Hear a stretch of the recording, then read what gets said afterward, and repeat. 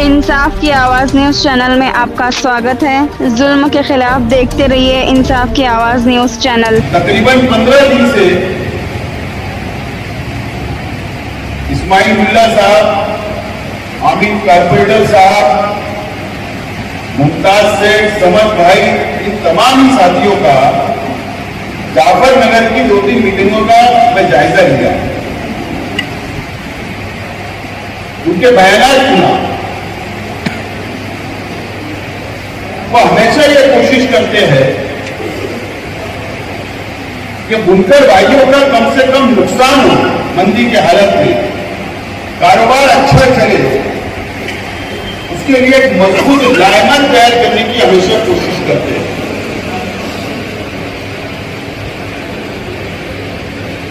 अब पिछले 5 साल में मेरे को मैंने क्या किया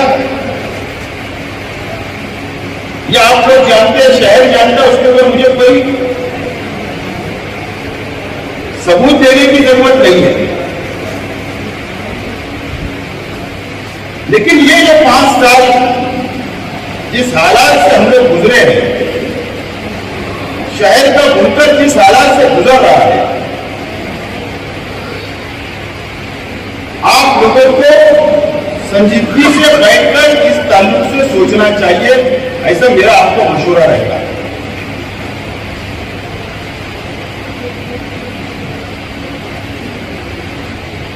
शायद इसी हॉल के अंदर हमारे मुझको तो ऐसा लगा कि बहुत बड़ा कोई गिफ्ट मिलने वाला है मालेगांव शहर को। मुझको तो ऐसा लगा था कि बहुत बड़ी टेक्सटाइल पॉलिसी तैयार होने वाली है मालेगांव शहर के बुनकरों के लिए, महाराष्ट्र के बुनकरों के लिए। इस हॉल के अंदर वजीर आए, टेक्सटाइल कमेटी के लिए स्टडी कमेटी बनी, असेंबली हाउस के अंदर ऐलान हुआ, जायजा कमेटी बनी। मैं आज जिम्मेदारी से एक बात बोलना चाहता हूं, वो जो जायजा कमेटी, स्टडी कमेटी जो बनी थी, और उस कमेटी के चेयरमैन दादा भिसे साहब को इसलिए बनाया गया था कि उनके फर्जंद को भूलिया लोकसभा से लोकसभा की उम्मीदवारी करना थी और मालेगांव शहर के बुनकरों की और मुसलमानों की वोट चाहिए थी, इसके लिए वो कमेटी। आप माजी में जाइए, क्या वजह है कि कमेटी की रिपोर्ट के बाद में कोई अमल नहीं होगा? क्योंकि भारतीय जनता पार्टी ने यह सीट देने से शिवसेना को इनकार कर दिया। सब उम्मीदों पे पानी फिर गया था, दिल के अरमान आंसू में बह गए थे। बहुत बड़ा बड़ा यहां पे सत्कार हुआ, सब जमा हुए, लेकिन उसका हासिल क्या हुआ, उसका फायदा हमको क्या हुआ, इसका भी जायजा लेने की जरूरत आप लोगों को है। बंबई की मीटिंग के ताल्लुक से मेरे साथियों ने कहा, लेकिन मैं मुख्तसर आप लोगों से मेरा सवाल, 12 तारीख को, 12 जुलाई को या 11 जुलाई को, तारीख इधर उधर हो सकती है, महाराष्ट्र के वजीर आला अपना रिप्लाई आप ही दे रहे थे। रिप्लाई महाराष्ट्र असेंबली के अंदर जब अपोजिशन का कोई तजवीज होती है, अपोजिशन का कोई प्रस्ताव होता है, तो उसके ऊपर वजीर आला को रिप्लाई देना पड़ता है, बहस के बाद आखिरी रिप्लाई देना पड़ता है। वो रिप्लाई दे रहे थे। आज भी आप अपने YouTube के ऊपर जाकर देखिए, वजीर आला के पीछे दादा भिसे साहब बैठे। जब वो रिप्लाई दे रहे थे तो दादा भिसे साहब थोड़ा झुककर उनको कुछ कहा, उन्होंने उनके दिल से नहीं था वजीर आला के, उनके एजेंडे में नहीं था। कुछ खान ने कहा, फिर वजीर आला साहब ने कहा हाँ हाँ आपकी सब्सिडी भी हम कर देंगे, फिक्र मत करो, ऐसा रिप्लाई में कहा। आप गौर से देखिए वीडियो। देखो ऐलान एक अलग चीज होती है और किसी चीज के ऊपर अमल बजोनी अलग होती है, उसके ऊपर कार्रवाई एक अलग चीज होती है। वजीर आला साहब ने तो असेंबली के अंदर कहा कि ये हिंदुत्ववादी सरकार है, कि उसको अमल कर रहे हैं क्या? या कोई कानून है कि वजीर आला का रिप्लाई या कोई मंत्री का रिप्लाई तो कानून में नहीं होता। यह अलग बात है कि हमको बेवकूफ समझा जाता, मालेगांव शहर के बुजुर्गों को बेवकूफ समझा जाता, यह अलग बात है। लेकिन यहां पर हमको समझता है 11 या 12 जुलाई का रिप्लाई है। अजीत दादा पवार साहब कब आए मालेगांव? 10 तारीख को आए। 10 अगस्त को मालेगांव आए मेरे घर। एक दिन पहले वो आने वाले थे 9 तारीख को।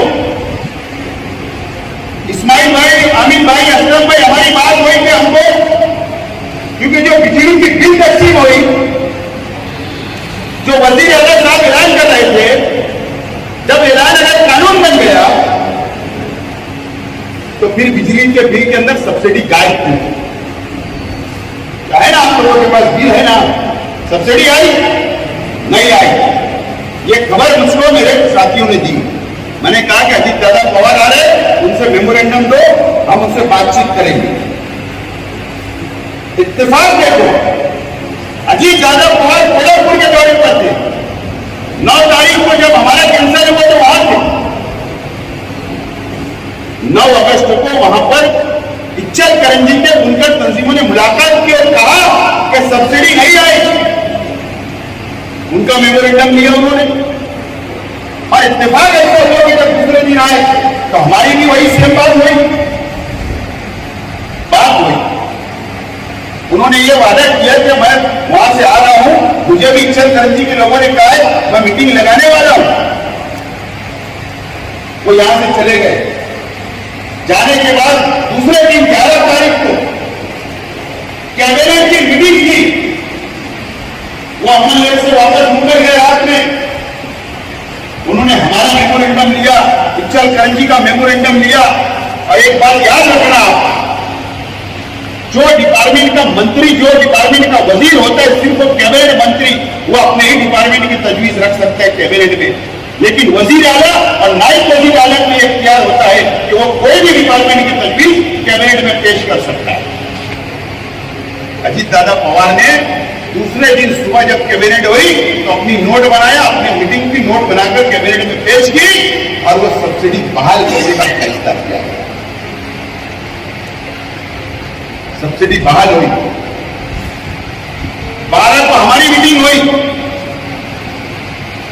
अरे 11 को सब्सिडी बहाल हुई, वहां से किसका फोन आ गया पता नहीं, बोले जीआर निकल गया। अजीब बात, जीआर निकल गया, इंटरव्यू चालू। अल्लामा इकबाल में 1 महीना पहले इस्तेमाल हो गया। धूम धड़ाके से पटाखा फूट गया। उम्मीद है मौलाना इमरान साहब की जो कमेटी बना उसके अंदर उसके बहस होगी। अगर 15 अगस्त को बहस नहीं तो उसमें भी होना चाहिए। बहरहाल पटाखा फूट गया, इस्तेमाल हो गया, जीआर निकल गया, बड़े बड़े ऐलान किए गए, निकले जाने का जीआर निकले। आज भी है कि जीआर हाथ में नहीं, उसके लिए अक्कल लगती है, अक्कल दिमाग। फिर बैठ के बयान दे देना नहीं चलता। अरे जो कैबिनेट की तजवीज पास होती है उसके 8 दिन के बाद जब अगली कैबिनेट होती है उसके मिनट्स, उसकी प्रोसीडिंग वो कैबिनेट में मंजूर होती है। उसके अंदर अगर कोई तब्दीली वगैरह करना है, हेरफेर करना है, उसको दुरुस्त किया जाता है, उसके बाद जीआर निकलता है। कल कैबिनेट की मीटिंग है, कल। अब कल उसकी मिनट्स अगर आ जाएगी तो कल वो कैबिनेट के अंदर मंजूर हो गए मिनट्स और उसके बाद 2-3 दिन के अंदर जीआर निकलेगा, जब हमको समझेगा सब्सिडी लग के आई है। इसको अमल बदलनी होती है। अब उसके अंदर इतनी तकलीफ कैसे, क्या, क्यों होना चाहिए? अरे अगर आप लोग कुछ काम कर रहे हो तो तुम मुनकरों के लिए कर रहे हो, सकते तुम धोखा भी दे, लेकिन अगर ये लोग बैठे हुए लोग अगर मुनकरों के लिए आवाज उठा रहे हैं तो इतनी गलत क्या है? क्या गलत है? कि ठेकेदारी तुम्हारा बात है क्या? मुनकरों की ठेकेदारी सिर्फ आगरा वालों का है क्या? जाफरनगर में भी हो सकती ना? तो इतनी तकलीफ थी। तो मैं साफ तौर पर बोलना चाहता हूं कि ये 5 साल मुसलसल आपका इस्तेमाल किया गया, हर मीटिंग में आपको याद किया गया, बुलाया गया और इस्तेमाल किया गया, और एमएलए साहब को हाईजैक करने का काम किया गया, हाईजैक, और हाईजैक करके अपने वहां बुलाना, बुनकरों को जमा करना और अपना कोई बड़ा सा फायदा उठा लेना, ये किया गया सिर्फ 5 साल। मैं जिम्मेदारी से बोल रहा हूं, आप भी इसके ऊपर थोड़ा बाजी मिला के तहकीक करिए तो आपको समझ में आएगा क्या हुआ आपके साथ 5 साल। साइजिंग की बात है, साइजिंग की हम लोग एक स्पेशल मीटिंग लेने वाले साइजिंग वालों, यहां पर कई साइजिंग मालिकान बैठे हुए, मैं आप लोगों से बोलना चाहता हूं, साइजिंग का जो सवाल है, मुझे बताओ, जब एनजीटी का ऑर्डर आया, जब पोल्यूशन कंट्रोल बोर्ड का जब सील लग गई, क्लोजर आ गया, उसके बाद जो मसाइल हमारे सामने इतने संगीन मसाइल आए, ईमानदारी से बोलना कि कौन काम आया, कौन खड़ा रहा, किसने हिकमत अमली की, कैसे उसको रजिस्ट्रार हमने करवाया, कैसे बुनकर भाइयों को, साइजिंग मालिकान को लेकर मैं खुद मुंबई गया, पोल्यूशन कंट्रोल बोर्ड के हेड ऑफिस में बैठे, नासिक में जाना पड़ा, कॉर्पोरेशन में लड़ना पड़ा। मैं वो कानूनी कैसे हमने काम किए मैं नहीं बता सकता हूं। ऐसी ऐसी हिकमत अमली हमने अपनाई, अल्लाह का करम है, आज शहर की सब साइजिंग चल रही है, सब पायलट चल रहे हैं। लेकिन आज आपको एक बात और बताना चाहता हूं कि हमने ये बात क्यों रखी। अब हमारे साइजिंग मालिकान भाइयों से भी मेरी अपील है कि कम से कम, ठीक है, अगर उससे नहीं कराना है, असलम भाई से नहीं कराना है, इस्माइल भाई से नहीं कराना है, मत कराइए, लेकिन अक्लमंद को कम से कम काम दो, जिसको अक्ल है उसको काम देना चाहिए। मैं इसलिए बोल रहा हूं ये बात, कुछ साइजिंग मालिकान ने किसी पीए को काम दे दी, क्या बोले, एनओसी निकाल के रख।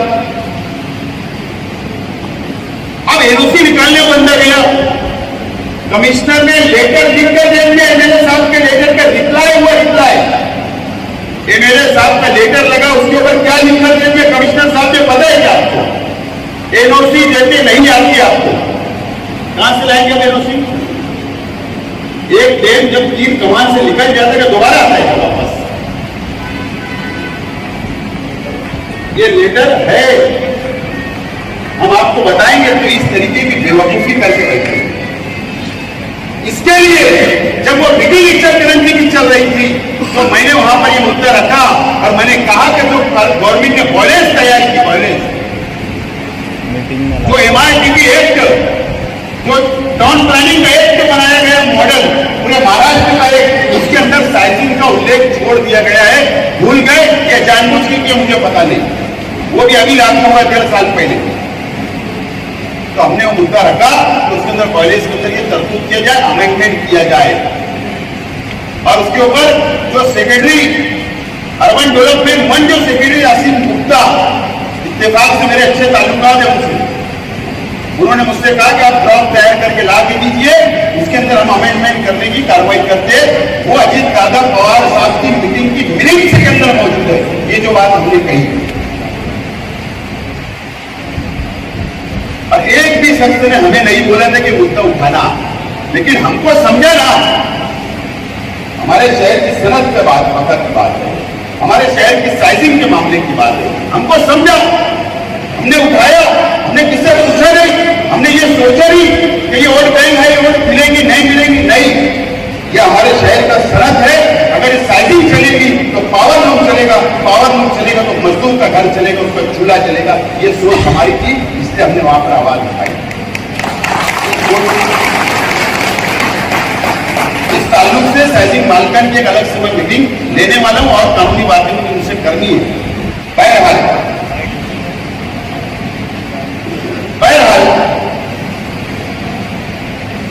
ये एक बात हो गई। दूसरी एक बात जो है,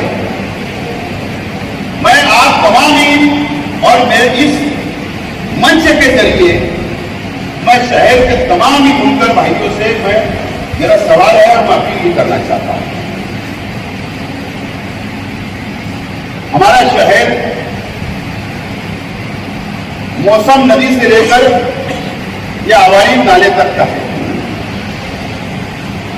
उसके बाद दरेगांव, साइड मालदा, सोनगांव, रमजानपुरा, दयाना, साइना, हमारी फ्यूचर कहां है, शहर का मुस्तकबिल कहां है, शहर का मुस्तकबिल कहां है, ये आप लोग समझिए। मुझे बताइए कि कारखाना हमारा बढ़ेगा, कारोबार बढ़ेंगे तो जमीन लगेगी, जमीन लगेगी तो कहां जाएंगे, इसी साइड जाने का। हम तो उधर जा नहीं सकते, इसी साइड जाना है। तो ये शहर में क्या साजिश रची गई, MIDC क्यों फेल किया गया, क्यों वो बजट के अंदर MIDC ले जा गई, कब हुआ ये 5 सालों के अंदर। क्योंकि नहीं चाहते कि हमारा कारोबार बढ़े,